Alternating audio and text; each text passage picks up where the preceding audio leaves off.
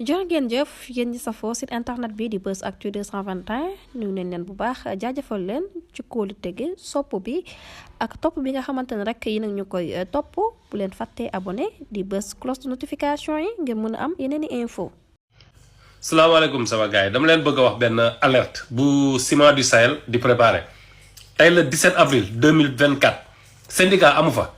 naar bi fi mu nekk nii jaaxle na xam na ni tôt ou tard gouvernement bi dinañ ñëw. mi ngi bëgg a créer ay nit yu mu corrompre comme seen yenn Sénégalais yi c'est des traîtres pour neexal leen xaalis pour après bu gouvernement bi dikkee ñu ni wii syndicat am na fi régler moom syndicat boppam ni loolu mooy syndicat usine bi. syndicat ay hommes yu nekk ci usine bi ñooy dajaloo defar seen syndicat di casse seen droit bopp kenn du leen orienté ak li ñuy wax ak lu dul wax yéen laay wax Ciments du Sahel ak yeneen cimenterie yëpp ak société entreprise yi amul syndicat ba suñu jonne tey nii bu leen sax sonn bu leen fi sax jéem a créer syndicat soxlaw ñu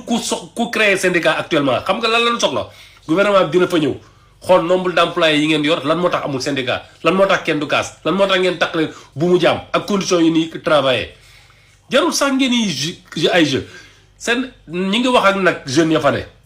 mënuñu fi ne di xeex gu metti di song gu membre gouvernement yi wax ak ñoom ba ñu bare pour mettre les points sur les i ngeen ñi trahir votre population dem di ànd ak ay naar boobu ànd ak seen i chef naar ak yeneen sénégalais coréen ak chinois naan da ngeen di créer syndicat fictif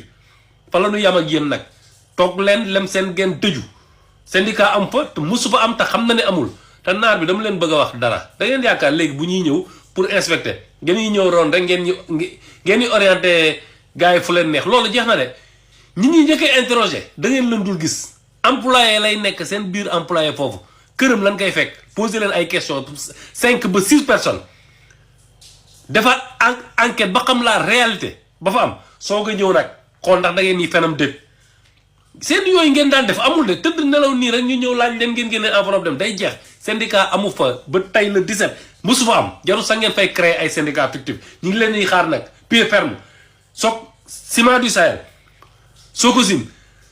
ak Dangote ak yeneen cimenterie yëpp nga xamante ni mësul am syndicat ñi ngi leen di avertir tey ku fa jéem a créer syndicat alerter leen ñu sur le champ ils vont voir ñoom ñëpp nag laa ak toutes les sociétés ak entreprises vous êtes des garçons ay góor ngeen continuer leen nekk ay góor